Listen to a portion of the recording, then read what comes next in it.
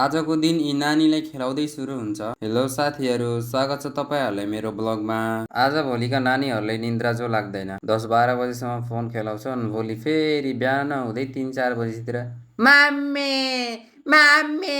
त्यसपछि पसल खोलेर कुखुराको भुत्ला निकाल्ने मेसिनको ढाँचा बनाउन थाले। सुरुमा बाबाले स्क्वायर सेपमा एङ्गरहरू जोड्नुभयो, त्यसपछि बाँकी काम मलाई जोड्न लगाउनु भयो। अझै सुरु गरेकै थिएँ, बत्ती नै गयो। बत्ती नआउन्जेलसम्म हजुरहरूलाई कुखुराको भुत्ला निकाल्ने मेसिन देखाइदिन्छु। हजुरहरूले देख्नु भएको लामो लामो बोल जस्तो त्यो रबर हो।